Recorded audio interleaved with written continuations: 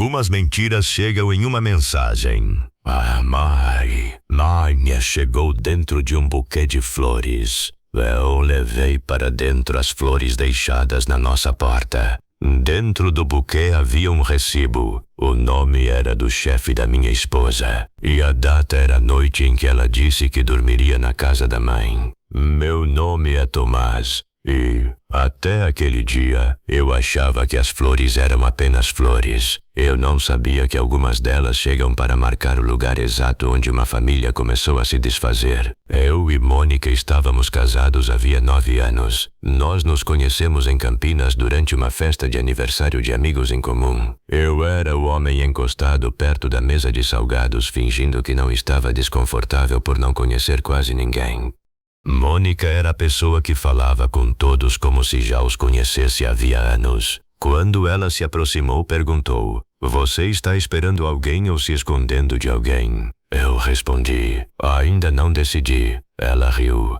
E, durante muito tempo, aquele riso foi um dos sons mais seguros da minha vida. Nós construímos uma rotina comum, um apartamento em um condomínio tranquilo, uma filha, Laura, de 6 anos, um carro que vivia precisando de alguma coisa, uma varanda com uma rede onde Mônica gostava de ler aos domingos. Não era uma vida perfeita, mas era nossa. Mônica trabalhava na área comercial de uma empresa de tecnologia. Ela era inteligente, rápida e tinha uma capacidade impressionante de entender as pessoas. Quando alguém reclamava de um cliente difícil, ela dizia: "Ninguém é difícil o tempo todo. Às vezes a pessoa só quer ser ouvida."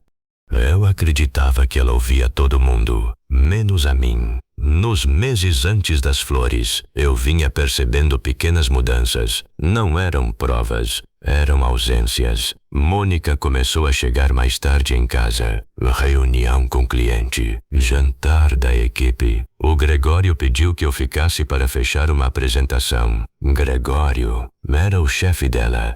Um homem de quase 50 anos, sempre bem vestido, sempre muito seguro de si, sempre falando como se estivesse fazendo um favor ao mundo por estar ocupado. Mônica começou a mencionar o nome dele com frequência. O Gregório gostou da minha ideia. O Gregório acha que eu tenho futuro na empresa. O Gregório quer me levar para uma conta maior. Eu achava bom. Eu achava que ela estava crescendo profissionalmente. Eu não sabia que, ao mesmo tempo, ela estava escondendo uma vida que não tinha espaço para mim. A noite que aparecia no recibo foi uma sexta-feira. Mônica me disse que a mãe dela tinha ficado ansiosa depois de uma consulta médica e não queria passar a noite sozinha. Ela está bem? Está. É só preocupação. Você sabe como ela fica. Eu sabia. Ajudei Mônica a colocar uma troca de roupa em uma bolsa pequena. Disse para ela mandar notícias. Dei um beijo nela antes de ela sair e fiquei em casa com Laura. Naquela noite, Laura dormiu no sofá vendo desenho. Quando a levei para o quarto, ela perguntou: "A mamãe vai voltar amanhã?" "Vai sim, filha. Ela vai trazer pão de queijo da vovó. Se você pedir, ela traz." Laura sorriu e dormiu. Eu não sabia que, naquele mesmo momento, Mônica provavelmente estava a poucos quilômetros de nós, mas não na casa da mãe. 2 dias depois, no domingo de manhã, ouvi a campainha. Era um entregador deixando um buquê grande na portaria do condomínio.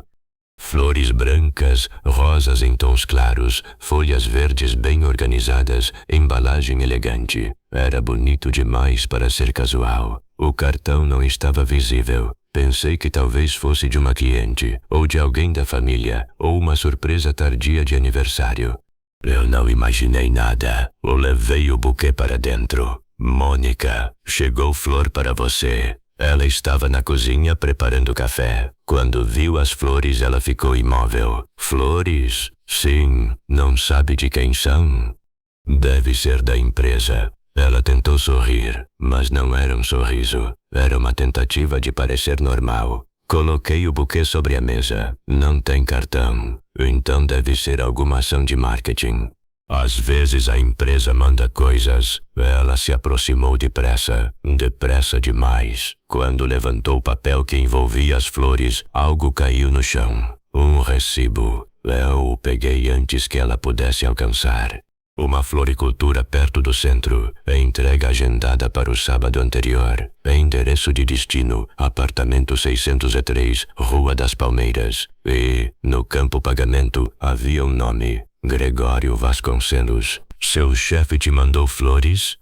Tomás, me dá isso. Por quê? Porque isso não significa nada. Olhei outra vez para a data. Era a mesma sexta-feira em que ela disse que dormiria na casa da mãe. Não. Você estava na casa da sua mãe naquela noite? Claro que eu estava. Então por que flores pagas pelo seu chefe foram entregues em um apartamento perto da empresa? Eu não sei. Você não sabe? Isso pode ser de qualquer pessoa. Pode ser um cliente. Pode ser alguém da equipe. Você está tirando conclusões por causa de um papel. O recibo está no nome do seu chefe. E daí? Laura entrou na cozinha naquele momento. Mamãe, quem mandou flores? Eu me abaixei perto dela. Não sabemos, filha. Por que você não vai desenhar uma casa para a gente? Com piscina? Com a maior piscina do mundo. Ela saiu correndo. Mônica ficou olhando para mim e, pela primeira vez, eu vi medo no rosto dela. Você está fazendo isso parecer muito pior do que é. Então me explica o que é. Eu não posso explicar uma coisa que eu nem sei de onde veio. Mas você sabe quem é Gregório. Ele é meu chefe e ele paga flores para apartamentos onde você passa a noite. Mônica não respondeu e eu não precisei de mais nada naquele momento. O silêncio dela fez o que nenhuma confissão tinha feito ainda. Não vou discutir isso na frente da Laura, mas você vai me contar a verdade. Não hoje. Então hoje você não dorme aqui. Mônica pegou a bolsa, chamou uma amiga e saiu antes do almoço. Ela não tentou abraçar Laura. Não tentou dizer para a filha que voltaria. Apenas saiu como alguém que já tinha ensaiado a saída. Depois que a porta fechou, eu fiquei na cozinha. As flores continuavam sobre a mesa, bonitas, caras, perfeitas e completamente fora do lugar. Laura voltou com o desenho. Olha, pai, nossa casa tem piscina e jardim. Está linda. A mamãe gostou das flores? Acho que ela ficou surpresa. Laura assentiu, satisfeita com a resposta. E eu entendi que, dali em diante, cada palavra que eu dissesse teria de ser escolhida com cuidado. Lauras, naquela noite, depois que Laura dormiu, abri nossos registros financeiros compartilhados. Mônica e eu tínhamos uma conta conjunta para despesas da casa e um planejamento mensal que usávamos para acompanhar escola, condomínio, supermercado, remédios e contas. Eu não entrei em nenhum dispositivo dela, não procurei mensagens, não tentei acessar e-mail pessoal. Eu olhei apenas para o que já era parte da nossa vida compartilhada. Foi ali que encontrei algo que me fez perder o sono. 4 meses antes, o valor que Mônica transferia para nossa conta havia aumentado. Não era uma mudança pequena. Era uma promoção. Eu lembrava daquele período. Ela tinha dito que a empresa estava reorganizando bônus. Eu acreditei, porque eu confiava nela. Mas nos documentos de planejamento que ela mesma compartilhava comigo, havia uma observação sobre um novo cargo: coordenação de contas estratégicas. Ela nunca tinha me contado. A promoção vinha acompanhada de viagens, jantares e encontros com clientes. E Gregório era o diretor que aprovava essas movimentações. Continuei olhando as datas. Despesas de estacionamento perto da Rua das Palmeiras. Corridas de aplicativo em noites em que ela dizia estar com a mãe. Compras em uma padaria perto daquele mesmo apartamento. Tudo aparecia em pequenas partes. Nada gritava, mas quando colocado lado a lado, tudo dizia a mesma coisa. No dia seguinte liguei para minha advogada. O nome dela era Beatriz Moura. Você não precisa tomar nenhuma decisão definitiva hoje, ela me disse. Eu sei. Mas você precisa proteger a rotina da sua filha, manter registros do que é compartilhado e evitar agir no impulso. Eu não quero destruir a vida dela, então não pense em destruição. Pense em clareza. Eu gostei daquela palavra. Clareza. Não vingança. Clareza. Beatriz também me disse que, se havia uma relação entre uma gestora e alguém que recebeu promoção sob influência direta dela, isso poderia ser um conflito de interesse profissional. Se você decidir reportar, faça isso de forma factual, sem insultos, sem postagem, sem tentar conduzir a investigação. Não transformar isso em espetáculo. Então você já está tomando uma decisão melhor do que muita gente tomaria. Mônica me ligou naquela tarde. A gente precisa conversar. Podemos conversar no apartamento, quando Laura estiver na minha irmã. Tá. Minha irmã Patrícia buscou Laura depois do colégio. Ela pode dormir lá. Vai ter filme brigadeiro. Com cobertura, granulado e tudo que seu pai não deixa você comer. Ei, hoje é exceção. Laura saiu feliz, e eu fiquei para enfrentar a parte adulta da noite. Mônica chegou pouco depois das 8. Ela parecia cansada, mas não da forma que alguém fica cansado depois de um dia difícil. Parecia cansada de sustentar uma mentira. As flores foram um erro. As flores foram um recibo. Eu não queria que você descobrisse assim. Então como você queria que eu descobrisse? Ela não respondeu. Você estava na casa da sua mãe naquela sexta-feira. Não. Ouvir aquela palavra doeu. Mas também trouxe uma estranha calma. Eu não estava louco. Você estava naquele apartamento. Estava. Com Gregório. Sim. Eu fiquei em silêncio. Não porque não tivesse perguntas, mas porque de repente todas elas pareciam pequenas diante da resposta. Há quanto tempo? 5 meses. 5 meses. 5 meses de jantares em família. 5 meses de Laura esperando a mãe voltar. 5 meses de mim dizendo a todos que eu era feliz por ter uma esposa tão dedicada. Ele aprovou sua promoção. Não foi só ele, mas ele teve influência. Teve. E você escondeu isso de mim.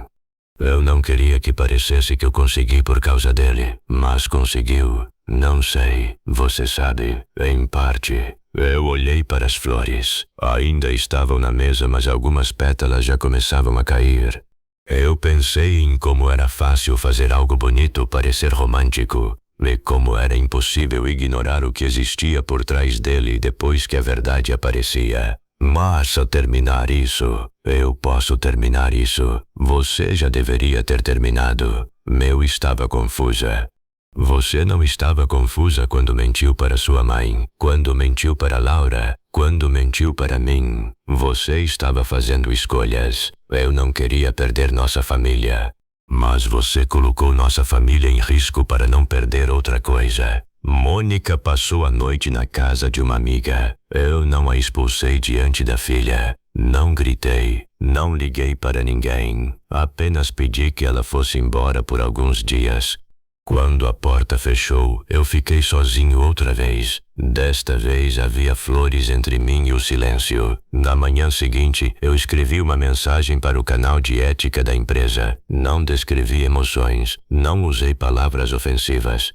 Coloquei as datas, os nomes, a relação hierárquica e a informação de que Mônica havia recebido uma promoção enquanto mantinha uma relação não declarada com Gregório. Anexei apenas o que eu tinha obtido de forma legítima, o recibo, as informações financeiras compartilhadas e uma breve declaração de que Mônica tinha confirmado a relação. Antes de apertar enviar, fiquei olhando para a tela por quase 10 minutos. Eu não queria prejudicá-la. Uma parte de mim ainda amava, mas eu também sabia que o silêncio estava protegendo uma mentira que não era apenas minha, era da empresa, era das pessoas que trabalhavam sob as decisões deles. Era de todos que poderiam acreditar que aquela promoção tinha acontecido sem influência pessoal. Então eu enviei. 2 semanas depois, a empresa realizou uma cerimônia para anunciar novos projetos e promoções. Mônica tinha falado sobre esse evento antes de tudo acontecer. Talvez eu tenha uma surpresa para você. Eu tinha respondido que estaria lá para apoiá-la. Agora eu não estava. Mas eu estava no apartamento, ajudando Laura a montar um quebra-cabeça no tapete da sala. Essa peça não entra. Talvez ela esteja virada. Ou talvez seja de outro quebra-cabeça. Eu olhei para ela. Às vezes é. Mãe. Meu celular vibrou. Era uma mensagem de Mônica. Você fez isso comigo. Ela não escreveu olá. Não perguntou como Laura estava. Não escreveu que sentia muito. Você fez isso comigo. Eu sabia o que tinha acontecido. Mais tarde ela me explicaria que antes de chamarem seu nome ao palco, uma pessoa do RH a convidou para uma sala ao lado. A promoção tinha sido suspensa até o fim de uma investigação interna. Eu respondi apenas uma vez. Eu comuniquei um conflito. Não fui eu quem o criou. Mônica não respondeu por várias horas. Quando respondeu, não foi para discutir o casamento. Eu perdi tudo. Li aquela frase muitas vezes. Eu queria sentir raiva, mas senti tristeza, porque ela não tinha perdido tudo. Ela ainda tinha uma filha que a amava, ainda tinha saúde, ainda tinha escolhas, ainda tinha a possibilidade de assumir o que fez e mudar a forma como vivia. O que ela tinha perdido era o controle sobre a história que tentava contar. Naquela noite coloquei Laura para dormir. Vai, a mamãe vem amanhã. Ela vai te buscar depois do colégio. Vocês estão brigados. Estamos passando por um problema de adultos. Eu fiz alguma coisa errada? Meu coração apertou. Não, filha. Você não fez nada errado. E não precisa resolver nada entre adultos. Mas vocês ainda me amam?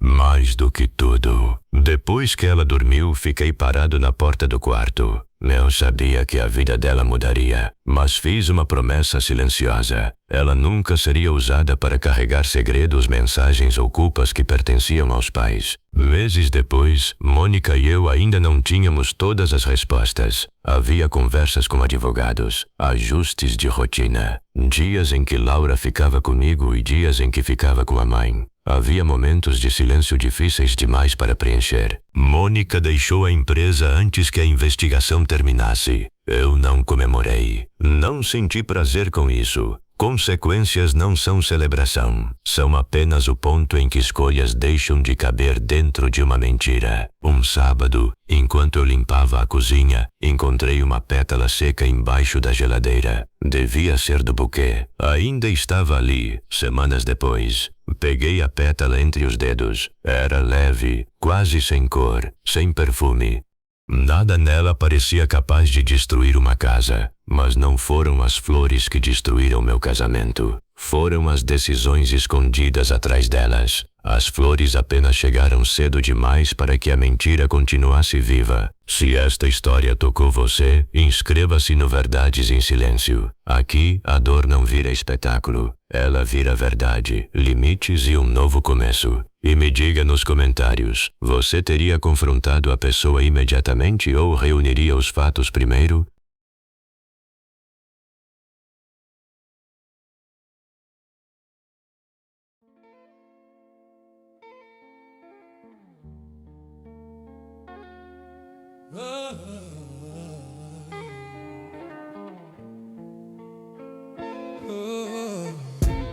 Clock strikes, silence wraps the room. A gentle breath, memories bloom. In corners where laughter used to spill, you linger here, you always will. Yeah. Curtains drawn, the sunlight spills on me, tracing lines you left in quiet honesty. Words unspoken, pressed in dust and air, soft echoes marking everywhere. Yeah. Heartbeat steady in the hush you made. Caught between retreat and the parade, I find myself replaying every scene, every little whisper in between. You are the thunder in a sunlit haze, the taste of coffee at the break of day. Still I wear your favorite jacket, walk familiar alleys, looking for laughter we used to chase.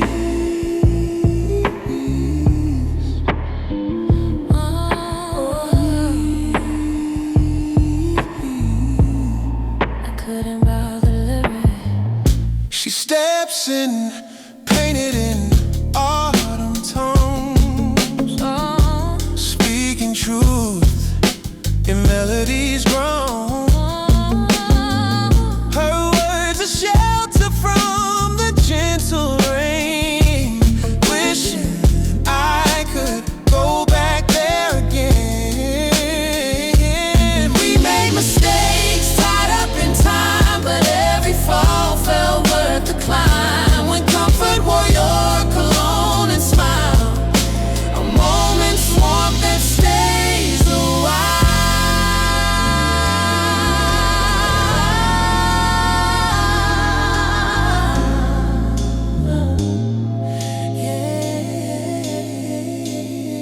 You are the thunder in a sunlit haze, the taste of coffee at the break of